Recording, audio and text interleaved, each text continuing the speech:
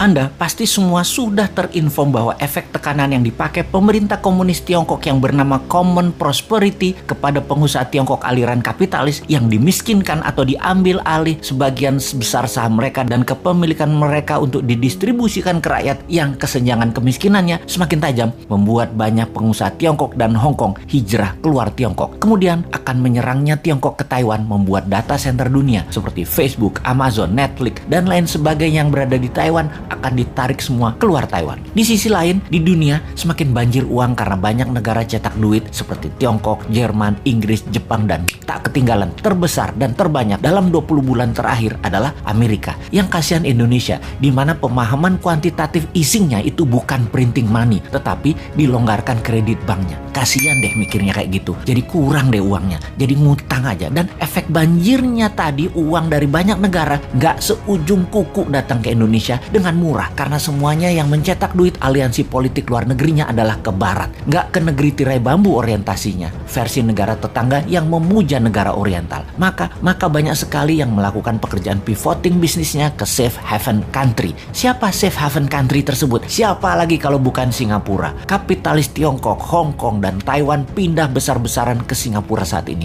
Bahkan istrinya Jack Ma beli properti di Marina Bay, 2 bangunan senilai $75 juta dirubuhin dan dibangun baru agar terkoneksi. Bayangin, $75 juta dirubuhin, senilai 1 triliun rupiah dibeli hanya untuk dirubuhin. Coba, uang-uang tadi di sisi banyak negara aliansi barat tadi ternyata mencari aliran proyek yang bagus untuk mereka investkan. Banjirnya uang ini ditambah banyaknya proyek bagus, ini era disebut lazy money era. Dan sungguh, saat inilah lazy money era tersebut. Kalau sahabat punya perusahaan yang sifatnya disruptor, scalability-nya besar dan jangka panjang ke depannya, uang di lazy money pasti akan ke Anda. Uang di lazy money pasti akan ke Anda tanpa Anda yang cari. Anda cukup jadi cantik dan stand out, pasti dilirik. Tak usah genit-genit mepet-mepet murahan, cari-cari pengusaha di bar. Cukup datang ke acara resmi, formal, dan terlihat stand out. Pasti Anda yang dipepet. Oke, kita bukan hanya mau bicara tentang bisnis, namun strategi bernegara dalam 3 tahun ke depan. Tahun 2024 itu Amerika Pilpres. Kalau di sini walau-walam, kalau masih mau menjabat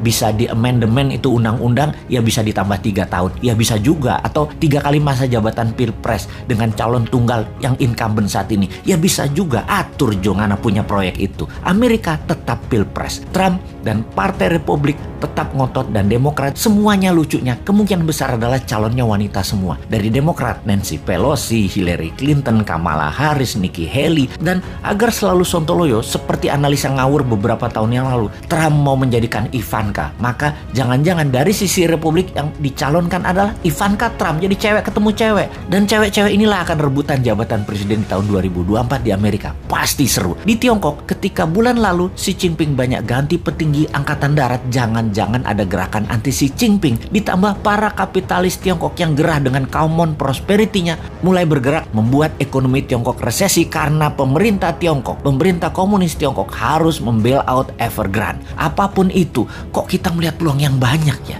Gini deh, kalau ternyata dengan peluang itu semua, ternyata Indonesia malah ikut resesi, sulit energi, negara chaos, pengusaha Indonesia tidak bisa tarik investasi, pemerintah tidak juga bisa tarik peluang mempermudah arus uang. Kayaknya memang kalian dan yang mau menari di 2024 yang mirip-mirip platform bernegaranya, gak usah tanding deh di 2024, repotin aja lu para old mind.